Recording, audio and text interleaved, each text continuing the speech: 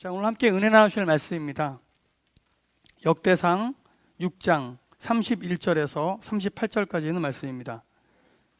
제 성경책으로 구약 618페이지에 있습니다. 역대상 6장 31절에서 38절입니다. 봉독해 드리도록 하겠습니다. 언약궤가 평안을 얻었을 때에 다윗이 여호와의 성전에서 찬송하는 직분을 맡긴 자들은 아래와 같았더라. 솔로몬이 예루살렘에서 여호와의 성전을 세울 때까지 그들이 회막 앞에서 찬송하는 일을 행하되 그 계열대로 직무를 행하였더라.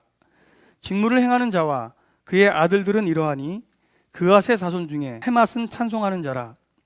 그는 요엘의 아들이요 요엘은 사무엘의 아들이요 사무엘은 엘가나의 아들이요 엘가나는 여로함의 아들이요 여로함은 엘리엘의 아들이요 엘리엘은 도아의 아들이요 도아는 숲의 아들이요 숲은 엘가나의 아들이요 엘가나는 마앗의 아들이요 마앗은 아마세의 아들이요 아마세는 엘가나의 아들이요 엘가나는 요엘의 아들이요 요엘은 아사랴의 아들이요 아사랴는 스바냐의 아들이요 스바냐는 다앗의 아들이요 다앗은 아실의 아들이요 아실은 에비아삽의 아들이요 에비아삽은 고라의 아들이요 고라는 이스라엘의 아들이요 이스라엘은 그앗의 아들이요 그앗은 레위의 아들이요 레위는 이스라엘의 아들이라.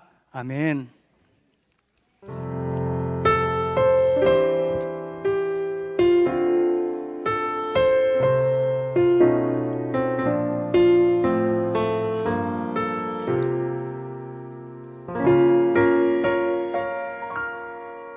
왜 나를 깊은 어둠 속에 홀로 두시는지 어두운 밤은 왜 그리 길었는지 나를 고독하게 나를 낮아지게 세상 어디도 기댈 곳이 없게 하셨네.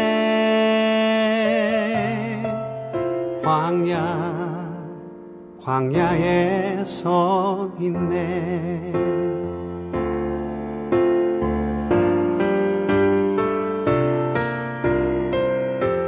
주님만 내 도움이 되시고 주님만 내 빛이 되시는 주님만 내 친구 되시는 광야 주님 손 놓고는 단 하루도 살 수 없는 곳 광야에 서 있네.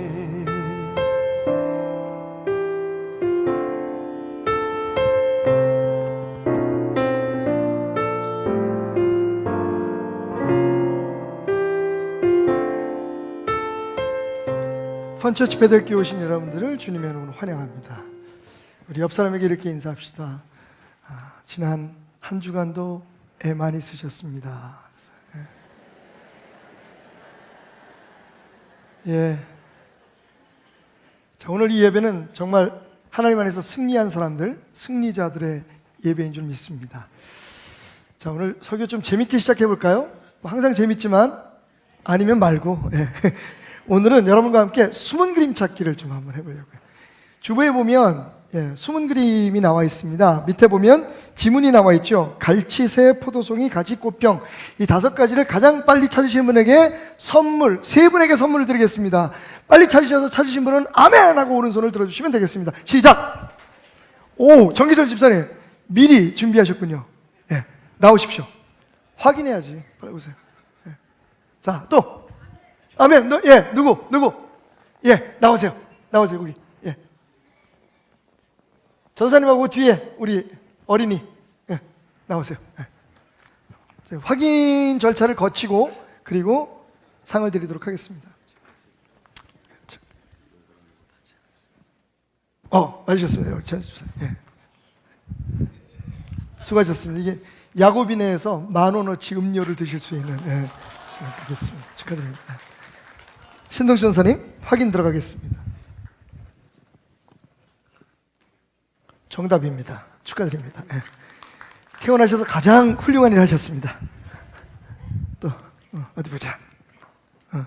거기 오. 오케이 여러분 예, 잘 맞췄어.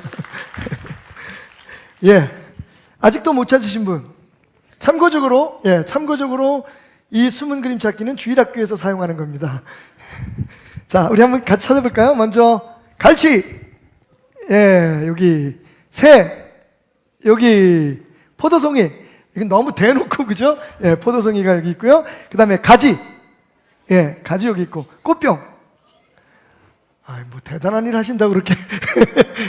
예, 맞습니다. 여러분 지금 5군데의 모든 걸 맞추신 분들, 예, 축하드리고요. 아직 못 찾으신 분들은 조금 더 열심히, 예, 예배 중간에, 설교 중간에는 하지 마시고 끝나고 나시면, 예, 찾아보셔서 나중에 찾으신 분들은 저한테 전화를 주시든지 말든지 뭐. 예, 왜 숨은 그림 찾기를 했냐면요, 이렇게 숨은 그림 찾기를 하다가 보면 요령이 생겨요. 일단 중요한 건 집중을 해야 된다는 거죠. 예. 딴 일을 막 하다가 와서 찾고 마다 좀 못 찾아요. 그러니까 일단 숨은 그림 찾기를 하겠다라고 하는 마음을 갖고 뭐 책상에 앉든지 아니면 손에 들든지 거기만 집중해야 됩니다. 그런데 집중할 때 하나의 원칙이 있죠. 그게 뭐냐면 분명히 이 밑에 지문에 적혀 있는 사물이나 인물들이 그 그림 속에 지금은 보이지 않지만 숨겨져 있을 것이라고 하는 확신이 있어야 됩니다. 그러니까 그 숨은 그림 찾기를 만든 사람이나 혹은 그것을 즐기는 사람이나 서로 신뢰가 없으면 안 된다는 거죠. 실컷 찾았는데 맨 뒤에 답이 있는 걸 딱 보니까 메롱 농담이었지, 그럼 큰일 나잖아요. 그죠? 근데 분명한 건 여태까지 제가 숨은 그림 찾기를 굉장히 어렸을 때도 많이 해봤는데 한 번도 내가 못 찾은 건 있을지 모르지만 없었던 것은 없었다. 그러니까 분명히 숨은 그림 찾기를 그 게임을 만든 사람은 그 안에 자기가 찾으라고 말하는 그 지문들, 인물, 사물들을 거기에 분명히 집어넣고 있었다는 걸 우리가 알아야 된다는 거죠. 또 하나는 여러 가지 각도에서 볼 필요가 있습니다. 이렇게 집중하다 보면 잘 안 보일 때가 있어요. 왜냐하면 그 사물이나 인물들이 여러 가지의 각도에, 이렇게 여러 가지 모양으로 이렇게 세워져 있기도 하고 눕혀져 있기도 하기 때문에, 여기도 보면 꽃병은 이렇게 누워 있잖아요. 그죠?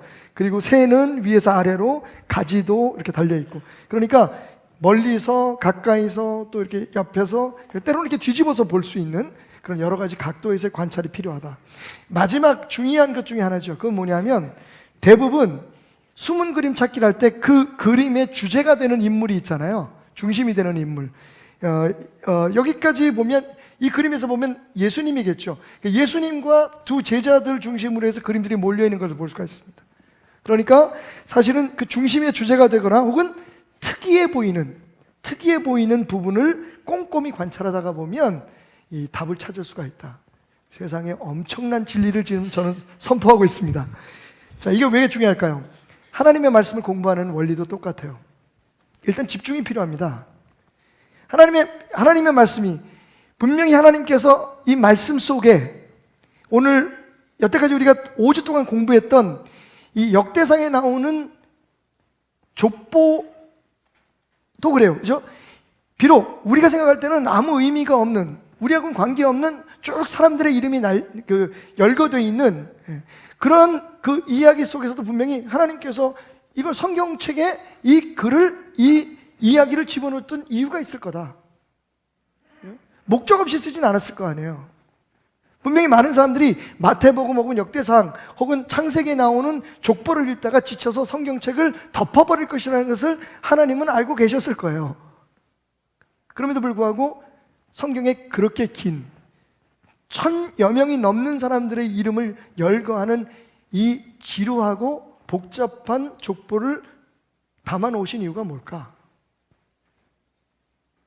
분명히 그 안에 우리가 발견하고 깨닫고 배워야 될 진리가 숨겨져 있다는 전제를 우리가 갖고 하나님의 말씀을 공부할 필요가 있다는 거죠. 그리고 여러 가지 각도에서 봐야 돼요. 내가 보고 싶은 것만 보기로 하고 내가 항상 평소에 하던 방식으로만 하나님의 말씀을 읽다가 보면 딱 그 한계 안에 깨달음밖에 없어요.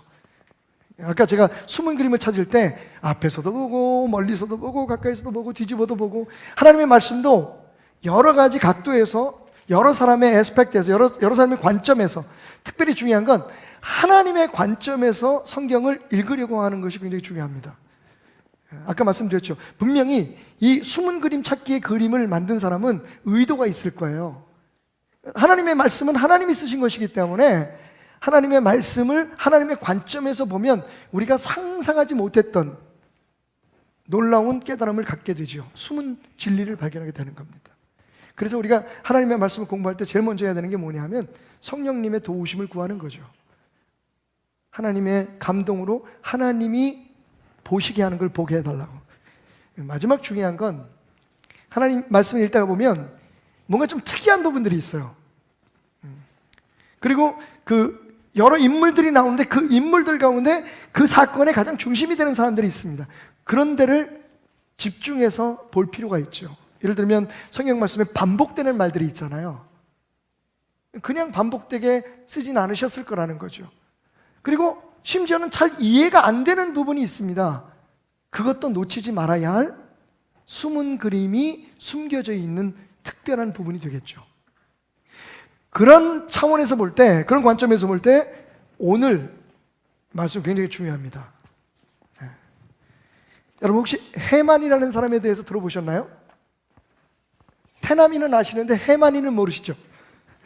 오늘 해만이의 이야기예요. 이 해만이라는 사람이 그 길고 긴 족보 속에 툭 등장하는데 여러분 이게 왜 중요하냐면요, 해만이라는 사람을 소개하는 그 말씀이 여태까지 흘러왔던 흐름을 거꾸로 거슬러 올라가는 듯한 아주 특이한 방식으로 해만이 소개되고 있다는 겁니다. 마치 이런 것 같아요. 하나님께서 이 해만을 봐라, 해만에게 집중해라, 이 사람의 이야기를 놓치지 말아라. 마치 그냥 흘러가던, 잠잠하게 흘러가던 강물이 어떤 부분에 이르러서 소용돌이를 치면서 다시 역류에 올라가는 것, 사람들이 거기를 집중하지 않겠어요? 그죠? 그냥 유유히 흘러가는 강물은 이렇게 보고 있다가 갑자기 어떤 부분에서 물이 감싸 돌아가면서 흘러내려던 반대 방향으로 역류해 간다면 여러분 생각해 보십시오. 오? 이건 뭐지? 여기 뭐가 있는 거지? 관찰하게 되겠죠. 오늘 해만의 이야기는 유유하게 흘러내려오던 아주 평범한 이스라엘의 역사가 이 해만이라는 사람에 딱 도달하면서 거꾸로 역류에 올라가는 듯한 그런 충격적인 모습을 우리에게 보여주고 있습니다. 쉽게 설명할게요. 족보를 기록하는 테크닉에는, 방법에는 두 가지 방법이 있습니다. 하나는 탑다운 방식입니다. 쉽게 말하면 하향식 방식이에요. 그러니까 조상의 이름을 그러니까 우리가 알만한 조상의 이름을 딱 대립니다. 예를 들면 아브라함의 자손 이삭의 아들은 야곱이요, 야곱의 아들은 12이 있었는데 루벤과 므낫세와 쭉 나가고, 그죠? 그 다음에 루벤의 아들은 누구, 요셉의 아들은 누구. 이게 탑다운 방식이에요. 조상으로부터 그 아들은 누구고, 그 아들은 누구고, 그 아들은 누구. 이게 일반적인 성경에 기록되어 있는, 그리고 역대상의 대부분의 사람들을 소개하는 족보의 방식입니다. 그런데 또 다른 하나의 방식이 있어요. 잘 쓰지 않지만 그래서 우리의 관심을 기울여야 하는, 그게 바텀업 방식입니다. 바텀업, 바닥에서부터 위로 올라가는 거예요. 해만의 경우 다시 한번 여러분 설명을 위해서 읽어드리면, 해만이라는 사람이 있었는데 해만의 아버지, 그는 요엘의 아들이요, 요엘은 사무엘의 아들이요, 사무엘은 엘가나의 아들이요, 쭉 올라가면서 그는 고라의 아들이요, 고라는 레위의 아들이요, 레위는 이스라엘의 아들이라. 저도요, 처음 성경을 읽었을 때 이 말씀을 가지고 여러분에게 설교를 하기 위해서 준비할 때 처음 읽었을 때 그냥 지나갔어요. 두 번째 읽었을 때도 그냥 지나갔어요. 그냥 몇 번을 읽었는데도 제가 하나님께서 우리에게 주목하게 하시는 이 특별한 사람을 소개하는 것에 대해서 제가 놓쳐버렸죠. 그러다가 여러분 귀로 듣는 성경 있잖아요. 드라마 바이블이라고 제가 여러분에게 소개한 적이 있었는데, 그 드라마 바이블을 틀어놓고 잠자리에 누워가지고 이 역대상의 지루한 족보를 듣고 있었어요. 수면제니까. 그러다가 갑자기 벌떡 일어났어요.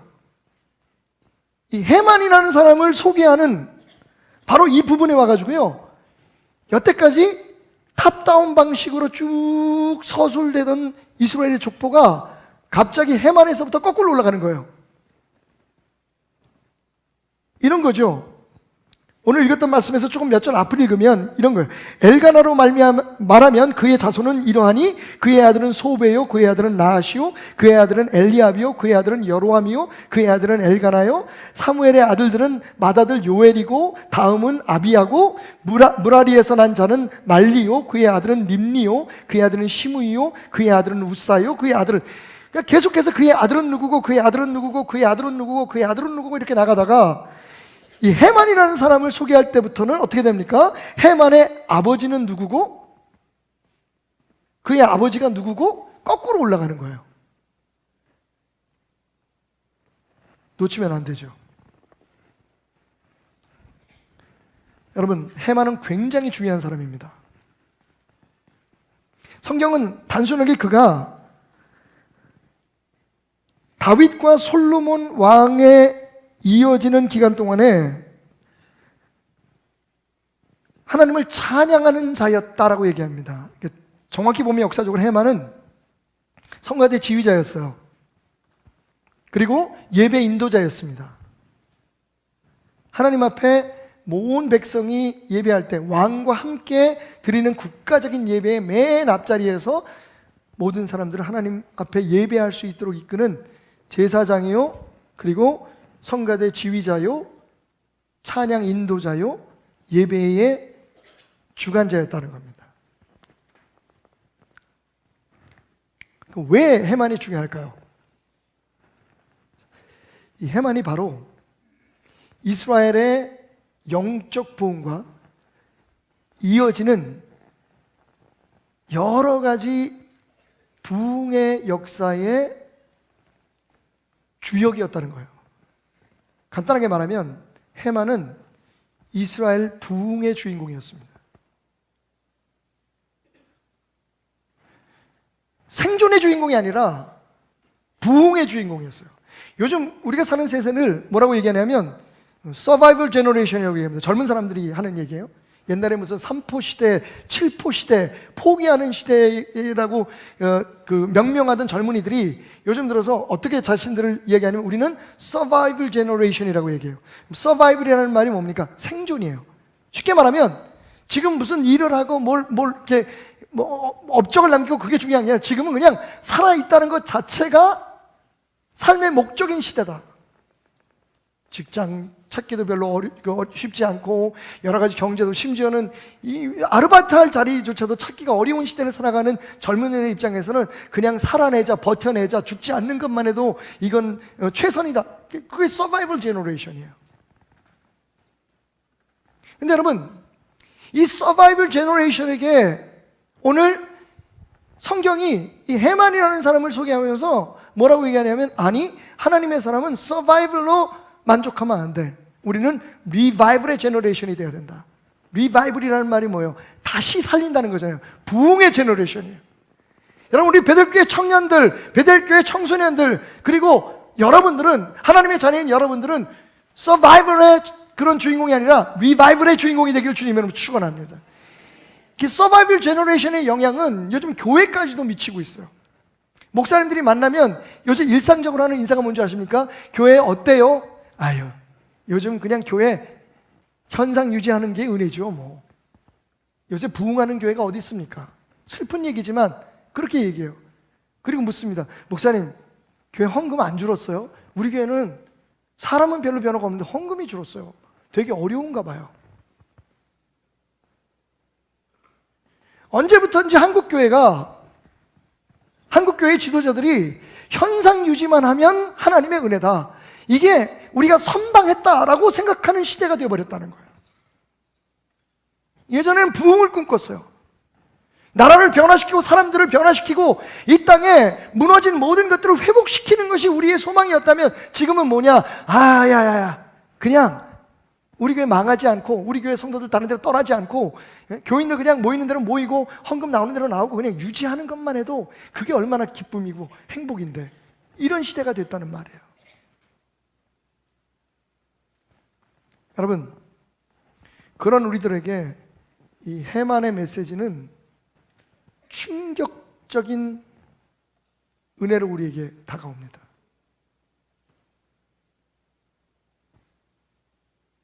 하나님은 매일매일 회복시키고 살아나게 하시고 부흥을 이루시는 분이십니다. 그런데 그 하나님의 자녀인 우리들이, 하나님의 미래인 우리의 청소년들이, 청년들이, 그리고 하나님의 미래인 우리 교회가 현상 유지요? 그냥 많이 문제 일으키지 말고 그냥 사람들 안 떠나고 우리끼리 모여서 예배 드리는 것만으로도 요즘은 잘하는 거야 라고 생각하고 주저앉아 버리는 건 슬픈 얘기입니다. 맞아요, 여러분. 지난주에도 제가 말씀드렸지만 우리가 살아있다는 것 그 자체, 우리가 우리 시대를 최선을 다해서 그냥 살아서 버티는 것, 포기하지 않고 좌절하지 않고, 나는 아니래도 내 자손 중에, 그리고 그 미래에 우리 베델교회가 지금 이 시대는 아니래도 그 다음 세대, 그 다음 세대에 하나님께서 큰 일을 이루시기 위해서 훌륭한 인물들과 훌륭한 역사들을 이룰 것이라는 기대를 가지고 우리가 버텨내는 것, 살아있는 것, 그 자체도 굉장히 위대한 일인 건 맞습니다. 하지만 하나님이 원하시는 것 그 이상입니다. 하나님은 서바이벌이 아니라 리바이벌을 원하십니다. 생존에 머무르는 게 아니라 부흥을 원하신다는 거예요. 그러면 왜 해만이 부흥의 주인공일까요? 그 이유가, 그 깨달음을 우리에게 갖기 위해서 해만의 족보가 바름업, 다시 말하면 해만이라고 하는 사람을 중심으로 해서 그 조상들의 이야기로 뻗어나가는 겁니다. 어디까지? 이스라엘, 야곱의 이야기까지.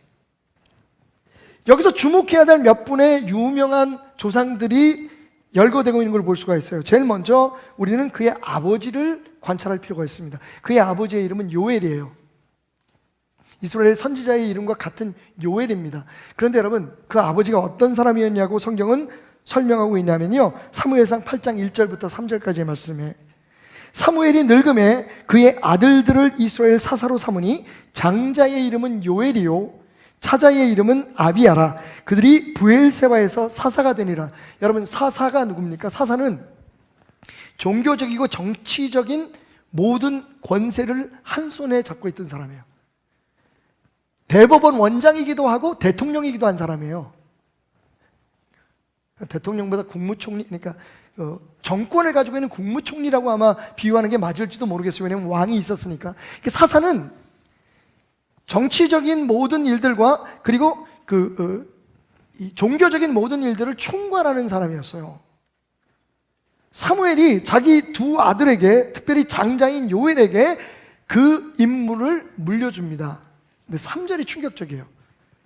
그의 아들들이 자기 아버지의 행위를 따르지 아니하고 이익을 따라 뇌물을 받고 판결을 굽게 하였다라고 성경이 얘기하고 있어요. 하나님의 사람 사무엘의 아들 요엘이요, 지금 오늘 소개되고 있는 이 해만이라는 사람의 아버지가 어떤 사람이었느냐? 주의 종이었는데 사꾼이었어요. 자기 이익을 위해서, 자기의 편안함과 안락을 위해서 돈 받고 판결을 했단 말이에요.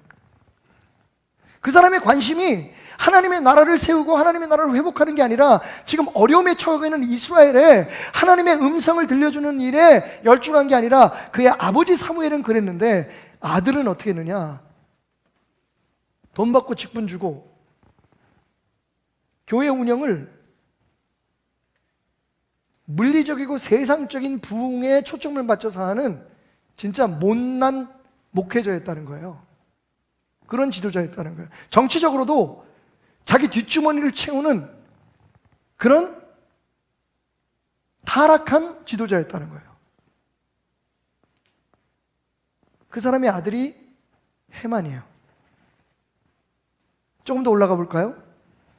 그 해만의 조상 중에 고라라는 사람이 나와요. 예. 고시 집안하고는 아무 상관없는 분입니다, 여러분. 예. 고시성을 가신 분들은 긴장을 푸셔도 됩니다.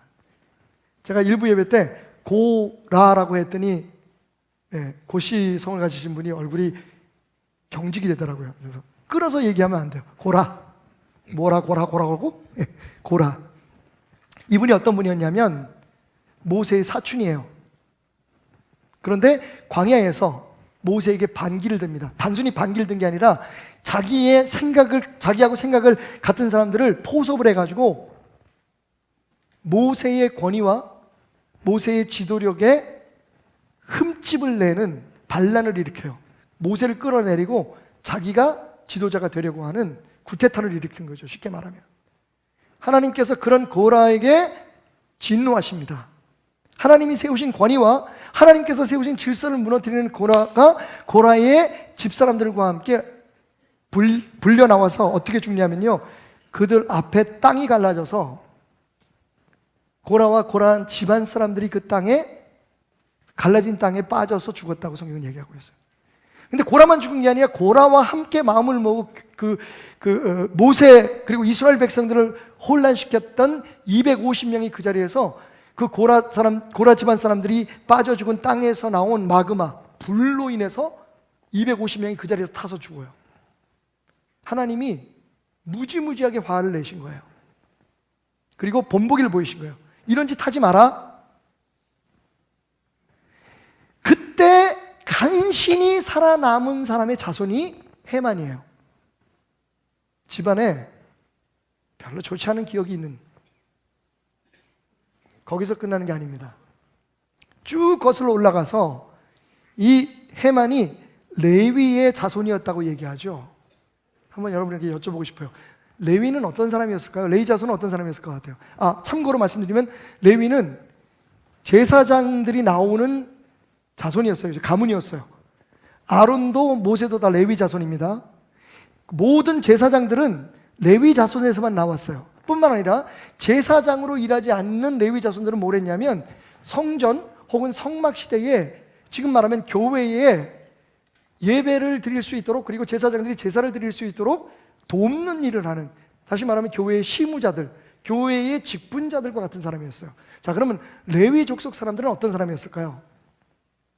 일단 교회에서 일하는 사람들이니까 좀 착해야 될 것 같죠? 그리고 굉장히 사람들에게 친절해야 될 것 같죠? 굉장히 거룩해야 될 것 같지 않습니까? 교회에서 일하니까. 여러분이 지금 교회에서 일하는 담임 목사인 저를 비롯해서 모든 목회자들과 우리 교회의 그 일꾼들에게 갖는 기대 그런 거 아니에요? 목사가 좀 성도들 볼 때 좀 상냥해야지. 우리가 누가 물어보면 좀 대답을 좀 제대로 해줘야지. 좀 친절해야지. 그리고 모든 예배에 가장 본이 보여야지. 여러분, 놀랍게도 레위는 야곱의 12제자들 중에 12아들 중에 아버지인 야곱에게 저주를 받은 아들이에요. 많은 사람들이 별로 관심을 쓰지 않는 부분인데 창세기 49장에 보면 야곱이 이제 죽을 때가 돼서 자기 12아들을 세워놓고 축복을 하는 장면이 나옵니다. 여러분 다 기억하실 거예요. 근데 그 부분에서 이 레위에 대해서 이렇게 얘기합니다. 제가 읽을게요. 시므온과 레위는 형제요, 그들의 칼은 폭력의 도구로다. 레위와 함께 시므온이라는 사람과 레위 두 아들을 지금 야곱이 축복하는데 뭐라고 얘기하냐면 이놈들은 아주 무서운 놈들이야 라는 얘기예요. 그들의 칼은 폭력의 도구다. 그러면서 뭐라고 얘기하냐면 그들의 집회에 참여하지 말고 그들의 분노대로 사람을 죽이고 그들의 혈기대로 소의 발목 힘줄을 끊었다. 그들의 모의에 상관하지 말아라 라고 얘기합니다. 나머지 열아들에게 뭐라고 얘기하냐면 지금부터 레위나 시므온이 모이자 그러면 니네 가지마. 내가 죽은 후에 시므온과 레위가 무슨 일을 도모하면 그 자리에 가서 니네들 끼지마. 이놈들 아주 나쁜 놈들이야. 그런 얘기예요. 무서운 놈들이야.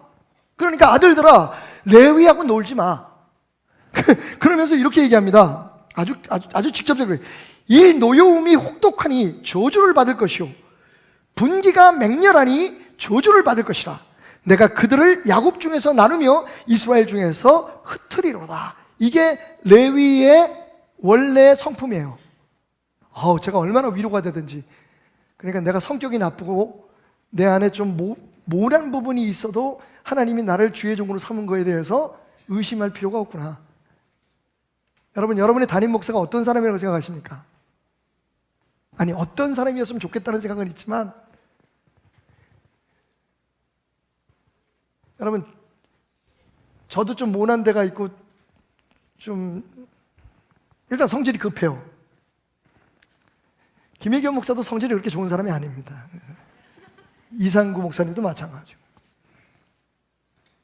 그래서 가끔 여러분들이 우리 교회 전도사님이나 목사님이나 교회에서 일하는 사람들, 직분자들한테 실망할 때가 있어요. 아니, 왜 저러지? 만약에 여러분이 저희가 아니라 레위에 대해서 먼저 알았다면 실망이 훨씬 주실 거예요. 어느 정도까지 아버지가 신경을 썼냐면, 다시 말하면 박태남 목사가 하는 일은 얘네들 하지 마. 뭐 하자 그러면 가지 마. 저 위험한 인간이다 저거. 제가 그런 사람이에요. 여러분, 레위가 절대로 사람이 착하고 선하고, 그래서 하나님께서 하나님의 전에 예배를 드리고 하나님을 예배하는 그곳을 관리하고 다스리는 일에 쓴 게 아니에요. 오늘 말씀을 보면 굉장히 혈기가 많고 급한 사람이었어요. 다혈질적이었어요. 모든 일에 선동적이고 굉장히 거침없이 일을 저지르는 사람이 레위였어요. 진짜 깨죠. 진짜 깨요. 레위는 그런 사람이면 안 되는 것 같아서. 결정적으로 그들이 저주를 받을 것이다, 그들이 저주를 받을 것이다 라고 이스라엘이 다른 아들들을 축복하는 자리에서 그렇게 말할 수밖에 없었던 데는 사건이 있었죠. 레위가 무슨 짓을 저지릅니까? 여러분, 야곱의 딸이 하나 있었죠. 디나라고 하는 딸이 있었어요. 근데 이 디나가 세겜 사람에게 성폭행을 당합니다. 강간을 당하죠. 그 일에 진노한 이스라엘의 아들들이, 야곱의 아들들이 원수를 갚기 위해서 어떻게 하냐면 세겜을 찾아갑니다. 그리고 세겜 족장에게 이렇게 얘기해요. 세겜 족장의 아들이 겁탈을 한 거예요, 디나를. 그러니까 그 아들들이 뭐라고 제안을 하냐면, 우리는 원래 하나님의 백성이기 때문에 할례를 받는 사람들이다. 그러니까 우리하고 사돈을 맺으려면 일이 이렇게 됐으니 어쩔 수 없지. 우리 동생을 니네 며느리를 줄 테니까 할례를 받아라. 그래가지고 세겜 사람들이 전부 다 이 디나를 자기 집안에, 그러니까 자기 족속의 며느리로 삼기 위해서 모든 남자들이 할례를 받습니다. 성기의 표피를 잘라내는 거예요. 그리고서 그것이 아물 때까지 정말 무기력하게 아파서 끙끙대고 있는데 야곱의 아들들이 가서 그들의 목을 땁니다. 세겜의 모든 남자들을 죽여요. 도륙을 합니다. 도륙을. 그런데 여러분, 그 일에 앞장섰다는 사람이 누구라고요? 여러분 추측이 가시죠? 레위예요. 레위. 그 사건으로 인해서 야곱은 레위가 어떤 아들이라는 것을 알았어요. 그리고 그 한 사건뿐만 아니라 매사에 레위는 모든 문제에 앞장을 섰던 사람이에요. 성질이 급해요. 되게 앞뒤를 가리지 않는 사람이었어요. 그러니까 얘기하는 거예요. 레위가 뭐 하면 니네들 가지 마. 제가 하시는 일을 하지 마라, 아들들아, 제발. 이 큰일 저지를 사람이야. 그러면서 뭐라고 얘기하냐면, 레위는 자신들의 땅이나 자신들의 재산을 따로 갖지 않을 거야. 레위는 다른 족속들이 사는 곳에 가서 붙어 살아라. 그들이 내는 헌금을 가지고 먹고 살아라. 이걸 근거로 해서 한국 교회는 주의 종들은 세컨잡을 가지면 안 된다고 얘기해요. 뭐 우리 교회처럼 여러분들이 이렇게 정성으로 목회자들 먹고 살 수 있도록 도와주시는 데는 상관이 없는데, 여러분 개척교회 목사들도 다른 일 못해요. 왜? 레위 족속이는 다른 일 하면 안 되는 거야. 자기 재산 가지면 안 되는 거야. 근데 언어도 다니 여러분. 미국에서는 목회자들이 뭐 교회의 크기에 따라서 세컨잡 같습니다. 교회에서는 교회 지도자지만, 물론 교회가 커지고 돌봐야 될 성도들이 많으면 당연히 거기에만 열중해야 되는 게 맞지만, 그걸 성경적이라고 해요. 그러면 목사들이 먹고 살 길은 교회에서 책임을 져줘야죠. 그게 잔인한 거예요.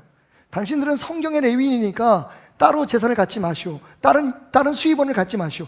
교회에서 우리가 주는 것만 먹고 사시오. 그리고는 먹고 살 수 있는 길을 예비 안 해주면 그건 정말 잔인한 거예요.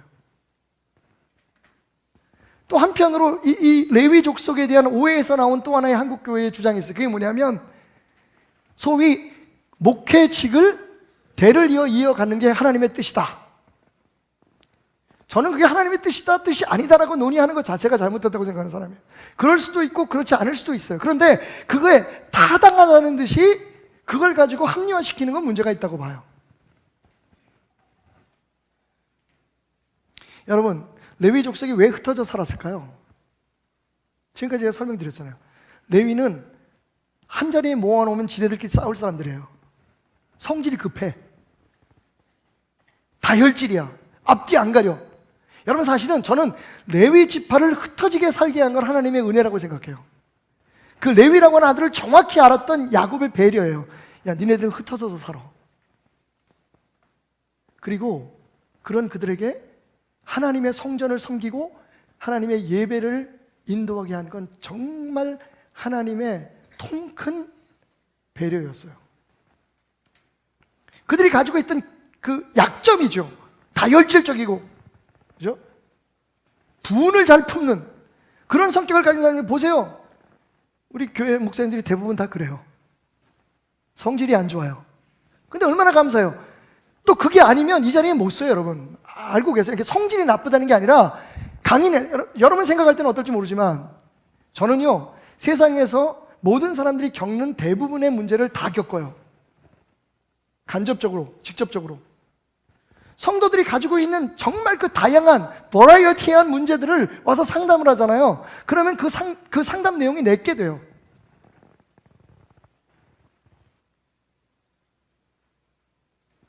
그러면서도 정말 단순한 것도 주장 못해요. 오늘 제 딸아이의 생일인데, 여러분, 제가 우리 그 딸내 가정을 선교사로 보내면서 다른 선교사를 파송했으면 아마 제가 청지교회에서 그렇게 얘기했을 거예요. 우리가 선교사를 누구 파송하는데 여러분, 우리가 좀 도와줍시다. 한 달에 10만 원이든 20만 원씩 후원금을 보냅시다. 근데 제가 얼마나 못났냐면, 제가 소심하냐면, 제가 제 딸을 선교사로 보내면서 선교헌금을 교회에서 주자는 얘기를 못 하겠더라고요. 5만 원도. 그래서 제가 그냥 제 아내하고 기도하면서 결정을 했어요. 우리 아이들은 자비량이다. 되게 그 목회자들이 하는 일들에 대해서 여러분들이 많이 판단을 하잖아요. 이 자리에 선다는 거, 이거 웬만한 멘탈 가지고는 안 됩니다. 아세요? 보시면 알 거예요. 정말 외부에서 설교 잘하신다는 목사님들 이 자리에 한번 쓰잖아요. 다 내려오시면서 그래요. 나 오늘 설교 제대로 한 거야? 야, 그 자리에 서는데 왜 이렇게 다리가 후들후들 떨리냐?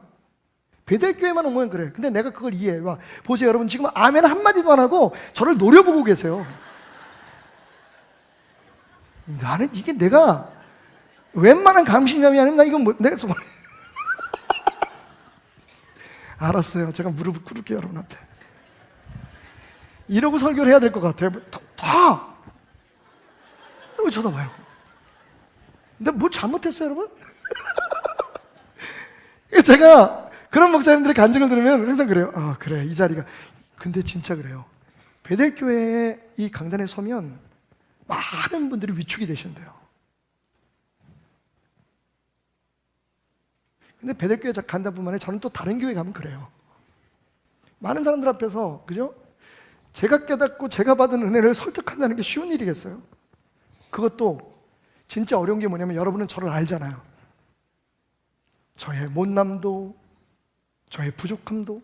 근데 그런 사람들 앞에서 정말 이렇게 뻔뻔하게, 그래서 제가 주일날은 화장을 좀 해요. CC크림을 바릅니다. 조금 도움이 될까 봐. 뻔뻔함에.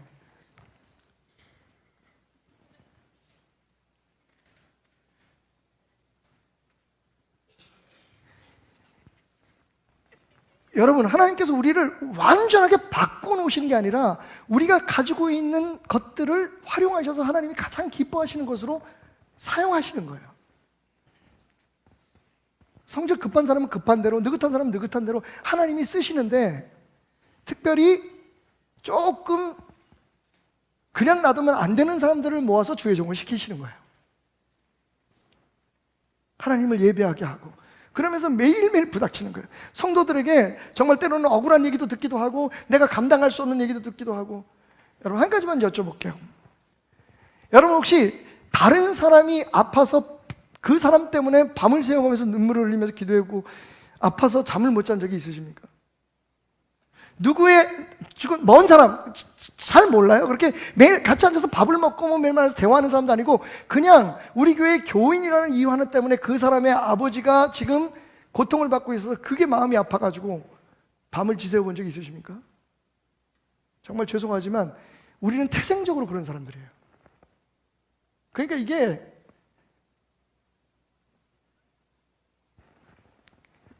부족한 게 많아요.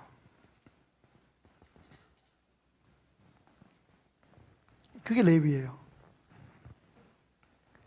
하나님께서 하나님 앞에 겸손하게 하나님의 뜻에 순종하는 마음으로 나가려고 하는 자들의 그 부족하고 못나고 튀는 성격들을 사용하셔서 하나님 일에 적합하게 쓰시는 것이지.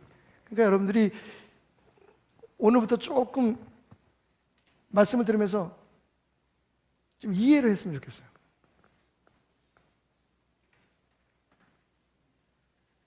아, 주의 종들은 진짜 이상한 사람들이구나. 하나님이 쓰지 않으시면 그게 증거인 거예요. 그게 증거인 거예요.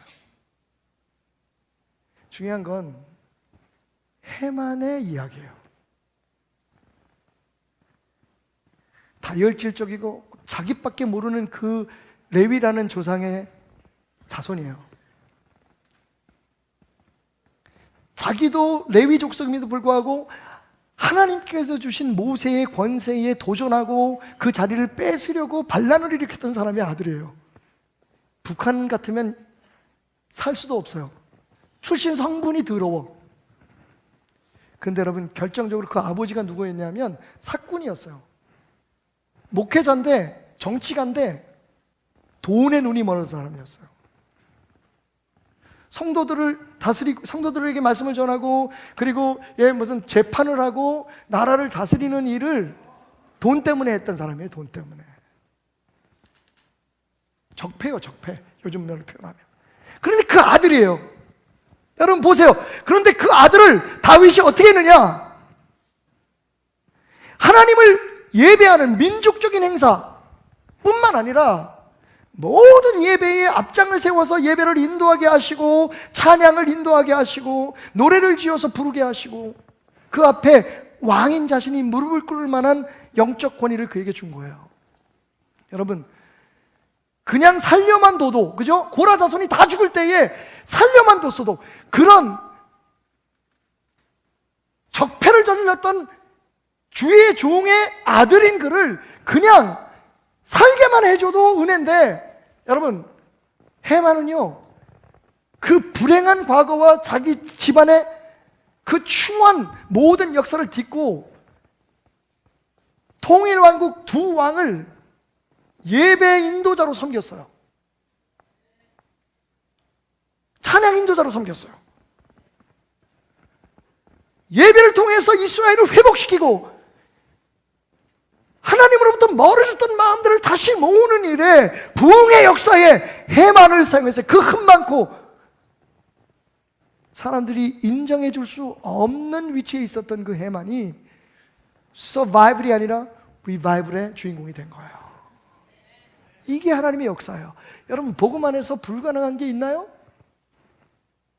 하나님 안에 안 되는 일이 있습니까? 우리가 판단하고 우리가 재단하니까 안 되는 거지. 나는 못해, 나는 안 돼, 나는 과거가 이래서, 뭐 나는 이런 배경이 있어, 나는 이런 게 나빠서, 나는 저런 게 나빠서. 여러분, 하나님은요, 우리에게 서바이벌이 아니라, 그러니까 살아있는 것만 해도, 그냥 버텨내는 것만 해도, 주일날 교회 왔다 갔다 하는 것만 해도 대단하지, 내가 예수 믿는다는 것. 여러분, 절대로 안 그래요. 여러분, 하나님께서 여러분이 있는 곳에서, 여러분이 세워진 곳에서 여러분들을 사용하셔서 리바이벌을 일으키길 원하세요. 우리 교회를 통해서 하나님은 우리가 상상하지도 못하는, 우리가 감히 기대할 수도 없는 리바이벌의 역사를, 부흥의 역사를 일으키길 원하세요. 여러분의 과거가 어땠든, 여러분의 출신 성분이 어땠든, 여러분이 바라볼 때 여러분의 성격이 어떻고, 여러분의 무슨 성향이 어떻든, 여러분 하나님께 붙들리면 하나님은 우리를 놀랍게 쓰시는 거예요. 여러분, 누가 앞으로 베델교회 어때라고 물어보면 이렇게 얘기해요. 우리 교회 부흥하고 있어. 맞아요. 여러분, 세상적으로 보면, 숫자적으로 보면 그렇게 막 사람들이 몰려오고 그러지 않아요. 중요한 건 우리 안에, 우리 심령에 지금 하나님의 꿈이 꿈틀거리고 있다는 거예요. 할렐루야. 여기서 여러분이 살아나셔야 돼요. 지금 우리 베델교회는 부흥의 역사가 일어나고 있습니다. 여러분 선동하기 위해서 하는 거 아니에요. 그 믿음을 가지고 하나님 앞에 서야 돼요. 그냥 버텨내서 목사님 그렇게 유지하다가 더 훌륭한 목사님, 부흥시킬 수 있는 목사님 있으면 넘겨주십시오. 여러분, 그게 우리의 목표가 아니에요. 저는 그렇게 하지 않을 거예요. 저는 부흥을 꿈꿔요. 다시 말씀드립니다, 여러분. 교회를 위한 부흥이나 내가 좋은 목사였다, 훌륭한 목사였다라는 것을 증거하기는 부흥이 아니라 여러분의 심령에 하나님의 부흥의 역사가 일어나는 것이 저의 꿈이에요. 제가 설교하는 모습을 보면서 여러분이 혹시 목사님 집에 가면 목사님이 어떡할까 그런 생각을 하실 거예요. 그죠? 저는요, 지금 안방에 앉아있는 것처럼 여러분에게 대화하고 있어요. 여러분들이 혹시 저녁에, 요즘 미스터 선샤인도 끝났으니까, 그죠? 이제 오늘 끝나니까 할 일 없어서 우리 집에 오신다면 아마 여러분과 제가 저희 집에 있는 하나 있는 소파에 앉아서 오늘 같은 얘기를 할 거예요. 저는 똑같이 해요. 어떤 분들은 그게 실망스럽다고 해요. 아니, 예배에서 목사가 달라야지. 저는 생각이 달라요. 제가 좀 정리도 안 되는 것 같고 너무 편안하게 하는 것 같이 느껴지시겠지만, 여러분, 제 하나님은 어디나 계시거든요. 그분은 모여서 이렇게 막 뭔가 잘 꾸며지고 이런 예배만 받으시는 게 아니라 내 삶의 예배를 받기를 원하시는 분이거든요. 아마 저하고 함께 생활하는 동안에는 그 생각은 변하지 않을 거예요. 여러분, 교회를 섬기고 교회 지도자를 섬기는 게 신앙 아니에요. 하나님을 섬기셔야 돼요. 하나님을 섬기는 사람의 삶 속에는 부흥이 있기 때문이에요.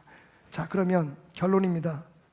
도대체 해만의 부흥은 어떻게 일어났을까요? 두 가지를 기억하십시오. 이제 오늘 역대상의 설교를 다 마치면서, 소미넥스 설문을 마치면서, 수면제 설교를 마치면서 여러분의 머릿속에 다 잊어도 이 두 가지의 단어만을 기억하세요. 예배, 순종. 여러분, 레위가 그렇게 다혈질적이고 그랬잖아요. 그런데 그것 때문에 레위가 하나님 앞에 순종하는 사람이었어요. 남들보다 제일 앞장서서 순종했어요. 민수기 25장에 보면 이스라엘 사람들이 모함 여자들하고 간음을 합니다. 거기까지는 좋았는데 어떻게 하냐면 이 간음을 하면서 그 모함 여자들이 끌고 가는 그 제사의 자리에, 다른 신을 섬기는 예배의 자리에 같이 가서 다른 신을 섬깁니다. 하나님께서 진노하셨어요. 모세가 저들을 누가 먼저 처단하겠냐 얘기할 때 제일 먼저 뛰어난 사람이 누구? 레위 사람이었어요. 비느하스라고 하는 레위 제사장이었어요. 그가 창을 들어서 그 간음하는 사람들을 찔러서 죽입니다. 성질이 급하다는 것도 또 좋을 때가 있어요. 못 보는 거예요. 못 기다리는 거예요. 그게 옳은 일이라고 생각하면 맨 앞에 뛰어나가서 하는 거예요. 그게 하나님의 마음에 합할 때에 그건 훌륭한 순종의 도구가 되는 거예요. 또 있어요. 출애굽기에 보면 이스라엘 백성들이 황금 송아지를 만들어 놓고 하나님이라고 부르면서 제사를 드립니다. 왜곡된 신앙이죠. 모세가 진노하고 하나님께서 분노하셔서 모세를 통해서 이렇게 말씀하십니다. 저들을 먼저 칼로 칠 사람들이 누구냐? 제일 먼저 뛰어난 사람이 누구? 레위 사람들이었어. 그러니까 레위가 굉장히 다혈질적이고 즉흥적이지만 하나님께서 명령하시고 부르는 거에서는 또 그것 때문에 제일 먼저 앞장서서 순종을 했단 말이에요.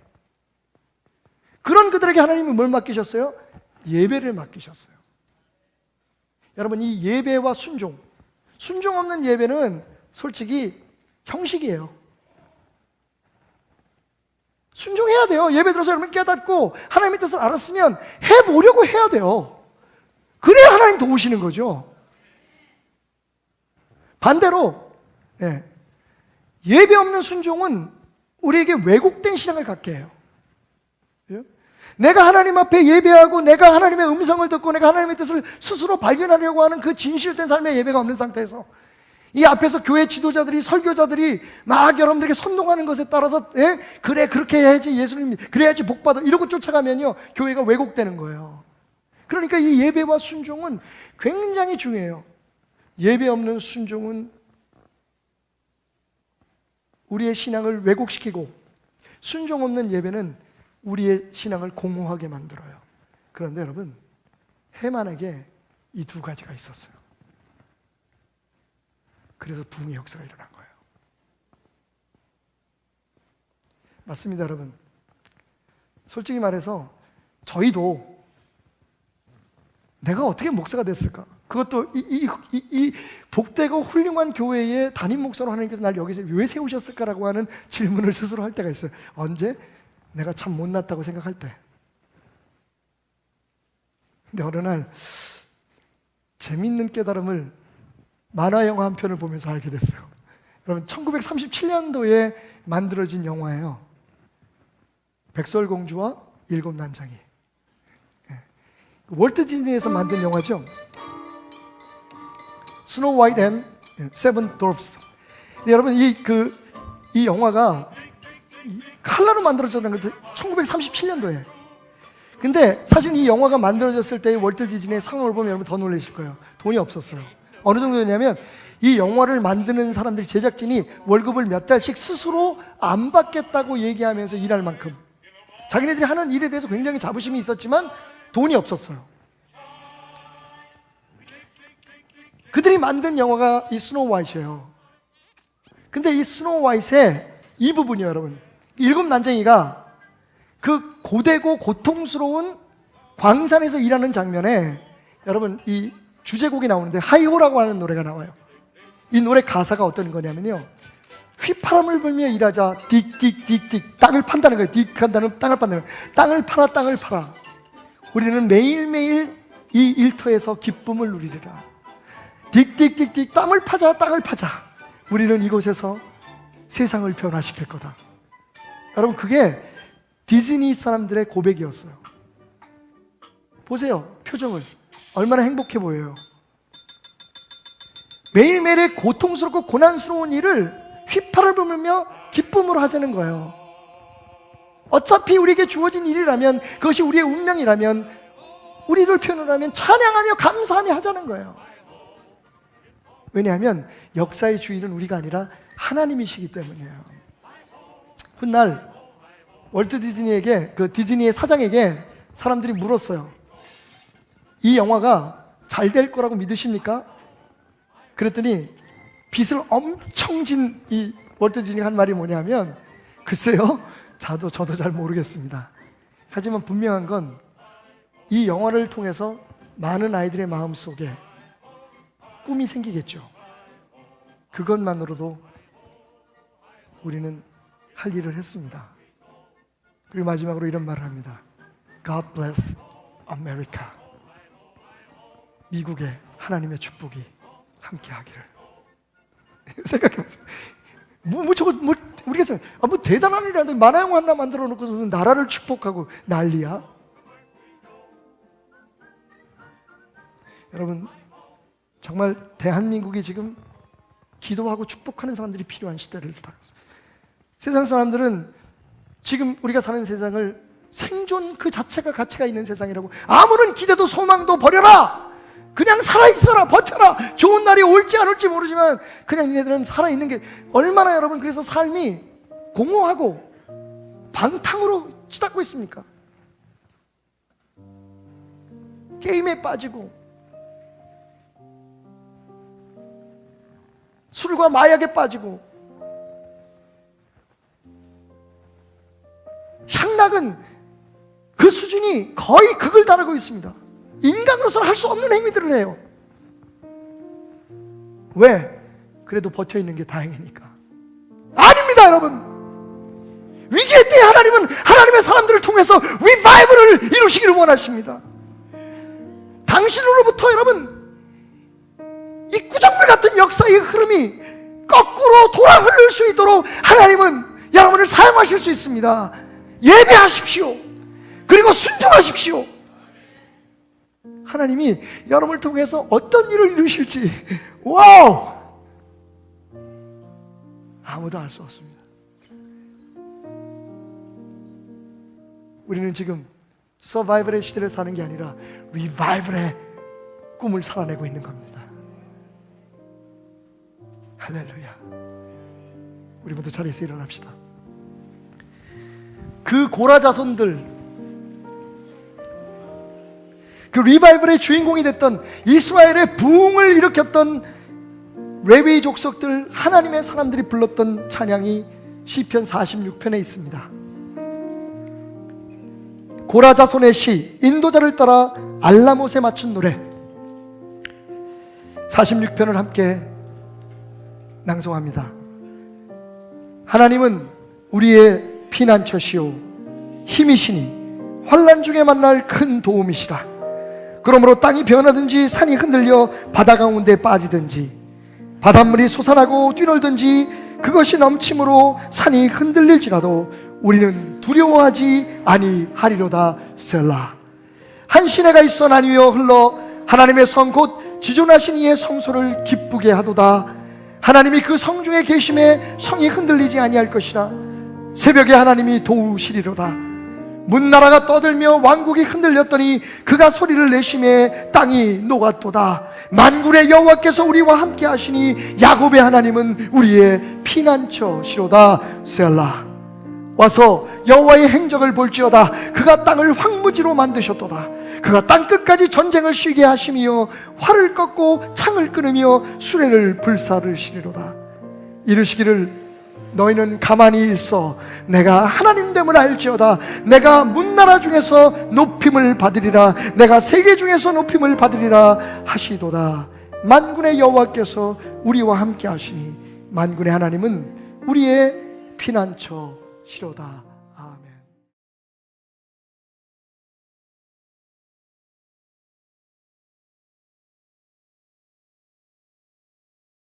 오늘도 귀한 예배 가운데 함께 하실 주님을 찬양하기 원합니다. 우리 같이 먼저 이 시간 귀한 찬양으로 주님의 이름을 높여드리기 원합니다.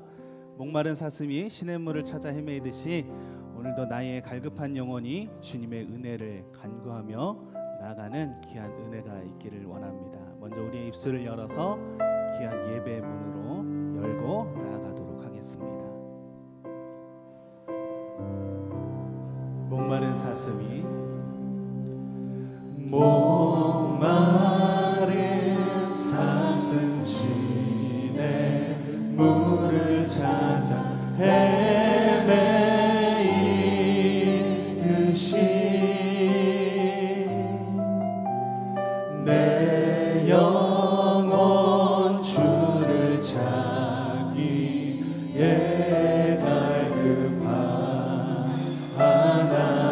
갈급하나이다. 우리 한 번 더. 목마른 사슴이 목마른 사슴 시내 물을 찾아 헤매이듯이 내 영혼 주를 찾기에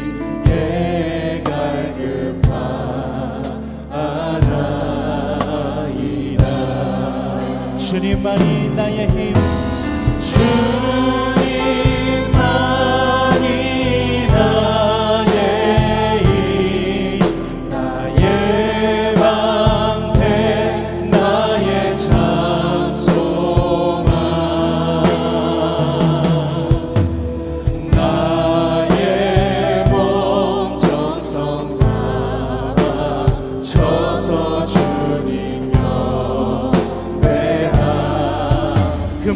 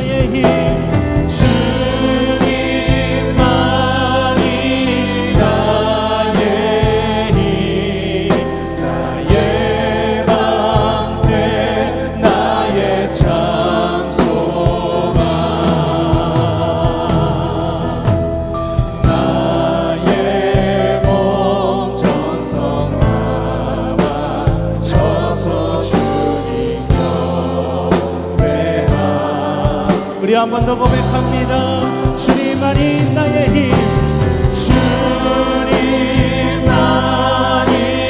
나의 힘, 나의 방패, 나의 장소가, 나의 몸 정성 나와 쳐서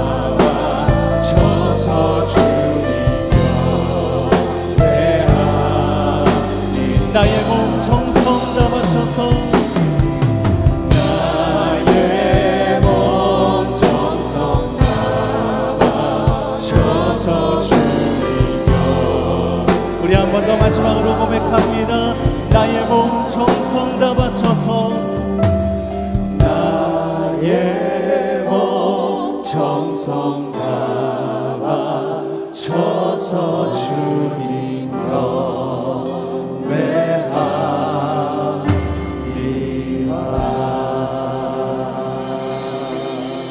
사랑이 많으신 하나님 아버지, 오늘도 이 귀한 예배 가운데 우리를 잊지 아니하시고 나를 이 예배 가운데 인도하여 주심을 참으로 감사합니다.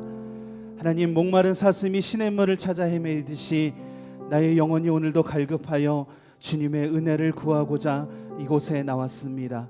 하나님, 나의 기도를 들어주시고 또한 귀한 말씀으로 나를 인도하여 주시며 내 입을 열어 주님을 찬양할 때에 하늘의 문이 활짝 열려지고 또한 그 열린 문을 통하여 은혜의 단비가 이곳에 흠뻑 뿌려지기를 원합니다. 하나님, 먼저 내 마음의 문을 열어 주님 모시기를 원합니다. 오직 주님 한 분만을 바라보며 이 시간 나아가기를 원합니다. 이곳에 함께 하셔서 나의 예배를 받아주시옵소서. 이곳에 함께 하실 줄 믿사오며 예수님의 이름으로 기도했습니다. 아멘. 할렐루야. 우리 하나님께 영광의 박수로 귀한 예배의 문을 활짝 엽니다. 할렐루야. 우리 다 같이 일어나서 주님을 찬양하기를 원합니다.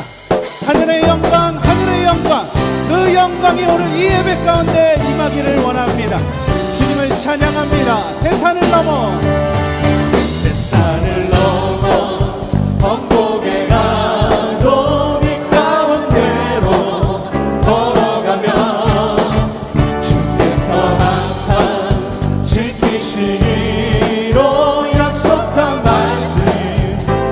한 번 더 대산을 넘어, 대산을 넘어 험곡에 가도 네 가운데로 걸어가면 주께서 항상 지키시기로 약속한 말씀 변치 않. 하늘의 영광, 하늘의 영광, 하늘의 영광, 나의 맘속에 잠으로 넘쳐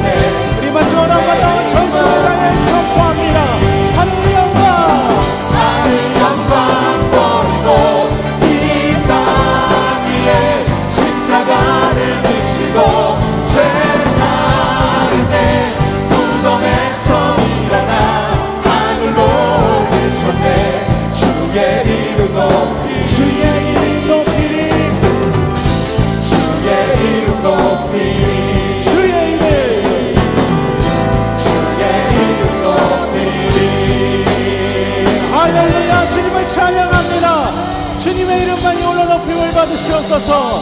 할렐루야.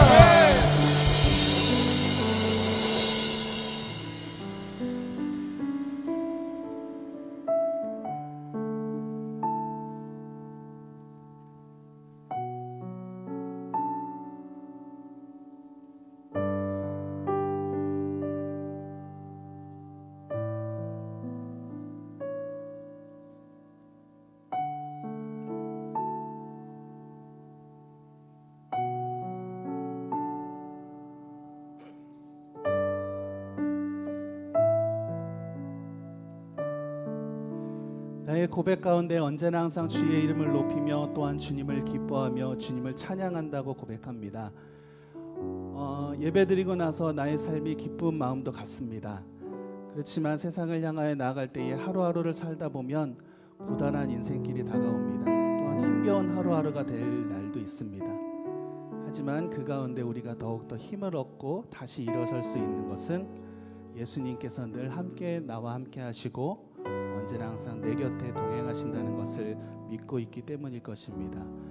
오늘도 이 예배 가운데 주님께서 함께 하실 것입니다. 우리들의 예배드리는 모습을 주님께서 지켜보실 것입니다. 또한 그 예배를 받으실 때에 주님께서 기뻐하실 줄로 믿습니다. 우리가 더욱더 주님 앞에 나아가기 원합니다. 믿음의 눈을 들어서 주님을 바라보고 십자가 앞에, 십자가의 그 은혜 앞에 나가는 귀한 시간이 되기를 원합니다. 우리 같이 고백하면서 이 시간 계속해서 주님을 찬양하고 예배 가운데 나아가겠습니다. 우리 같이 고백하겠습니다. 고단한 인생길, 고단한 인생길, 힘겨운 오늘도 예수 내 마음 아시네.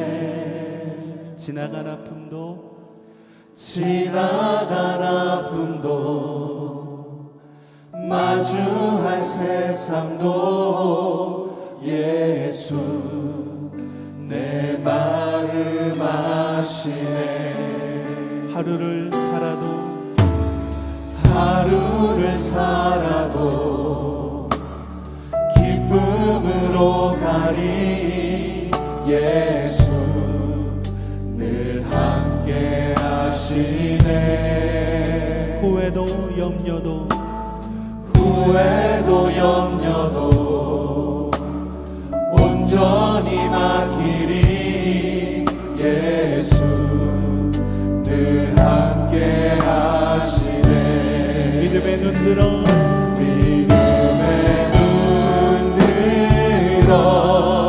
주를 보리.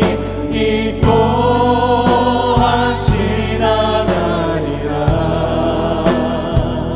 주어진 내 삶의 시간 속에 주의 뜻 알게 하소서. 우리 같이 한 번 더 고백하겠습니다.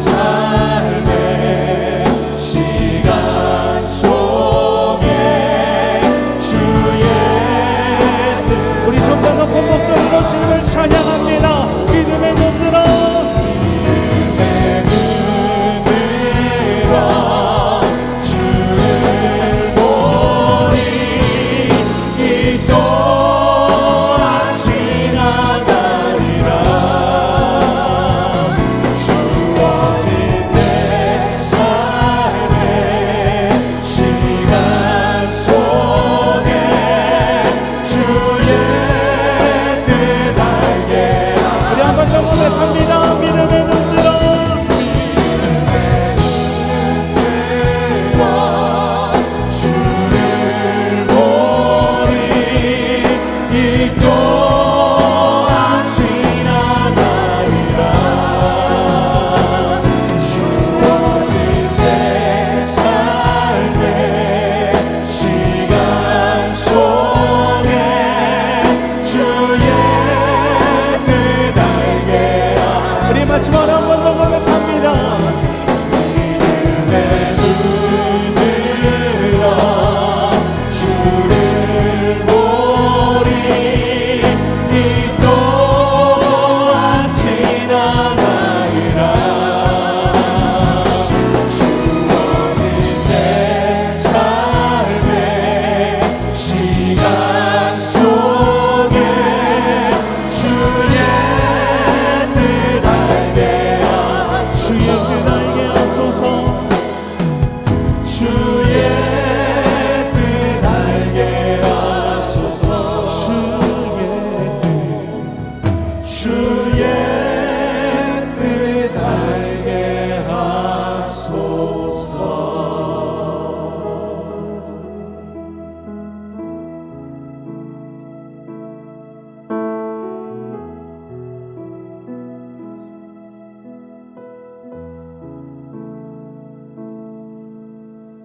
주의 보좌로 나갈 때에 어떻게 나가야 할까?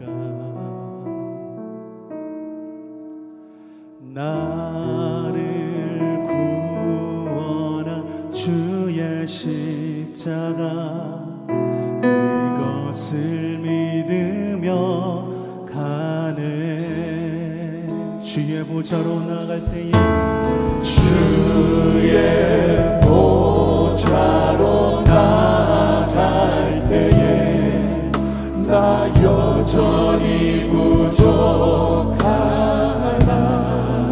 나를 품으신 주의 나를 품으신 주의 그 사랑 그것을 믿으며 가네. 자격 없는 내 이면이 자격 없는 내 힘이 아니 오직 예수님의 보혈로. 자격 없는 내 힘이 아니 오직 예수님의 보혈로. 오직 예수님의 보혈로. 십자가의 보혈 십자가의 보혈 완전하신 사랑 힘입어 나갑니다. 십자가의 보혈 완전하신 사랑 힘입어 예배합니다. 한 번 더 고백합니다. 주의 보좌로 주의 보좌로 나가 나 여전히 부족하나. 여전히 부족하나. 나를 품으신 주의 그 사랑 나를 품으신 주의 그 사랑 그것을 믿으며 가네. 자격 없는 내 인연이 자격 없는 내 힘이 아니 오직 예수님의 보혈로. 오직 예수님의 보혈로. 자격 없는 내 힘이 아니 오직 예수님의 보혈로. 십자가의 보혈 십자가의 보혈 완전하신 사랑 힘입어 나갑니다. 십자가의 보혈